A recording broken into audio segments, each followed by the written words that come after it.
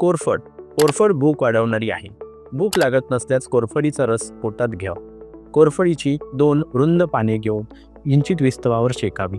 नंतर ती पाने सोलून आतील गर काढावा व एका फडक्यात धरून घट्ट पिळावा.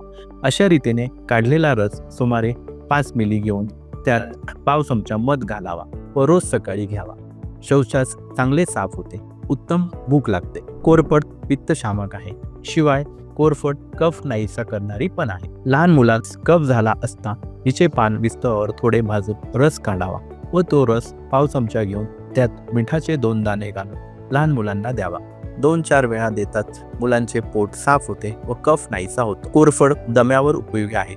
मग तो लहान मुलास किंवा वृद्ध व्यक्तीसह कोरफडीच्या सेवनाने कमी होतो. हिचा रस दर 2 तासांनी पाव चमचा थेंबभर तूप व थेंबभर मध घालून दिल्याने लहान मुलांचा कसलाही दमा नाहीसा होतो. कोरफड बलवर्धक आहे. हिचा रस नित्य 6 ग्रॅम साखर घालून घेतल्याने लवकरच भूक लागून शक्ती वाढू लागते. कोरफड ज्वरग्न आहे. जास्त ताप येत असल्यास दिवसातून 3 वेळा सकाळ, दुपार, संध्याकाळ हा रस 10 मिली व 5 मिऱ्याचे दाणे बारीक करून ती पूड टाकून घ्यावा.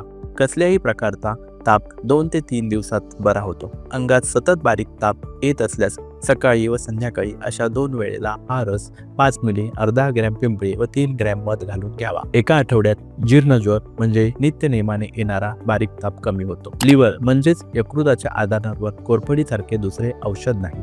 कोरफड रक्तशुद्धी करणारे आहे. कोणत्याही कारणाने शरीरातील रक्त बिघडलेले असेल तर किंवा दूषित झालेले असेल तर कोरफडीचा रस खडीसाखर घालून 6-6 ग्रॅम सकाळ संध्याकाळ घ्यावा. रक्तदोष कमी होतो. रक्तपित्त म्हणजे नाकातून गुळणा फुटून रक्त पडणे अथवा शौचाच्या वाटेने रक्त पडणे, तसेच त्वचेचे आजार होणे, अंगाला खाज सुटणे, पुळ्या येणे, खरूज येणे, शरीरात मोठमोठे फोड येणे इत्यादी रक्तविकारावर ही कोरफड, मंजिष्ठा व हळद यांचे औषध काढा करून घेतल्याने सर्व विकार नाहीसे होतात. हा काढा पुढील प्रमाणे करावा. 10 ग्रॅम मंजिष्ठा घेऊन 100 मिली पाणी घालून त्याचा अष्टमांश काढा करावा.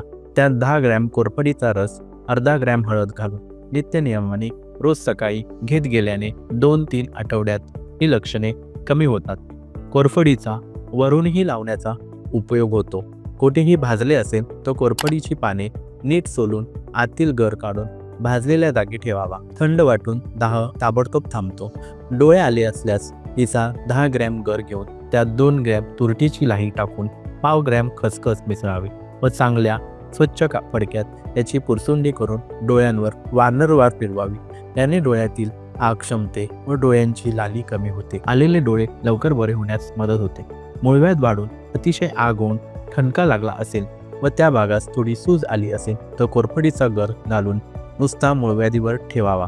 1-2 दिवसात वाढलेला मूळव्याधीचा कोंब कमी होतो. कोरफडीपासून बनवलेले कुमारी आसन हे स्त्रियांच्या पाळी संदर्भातील आजारात खूप उपयोगी आहे.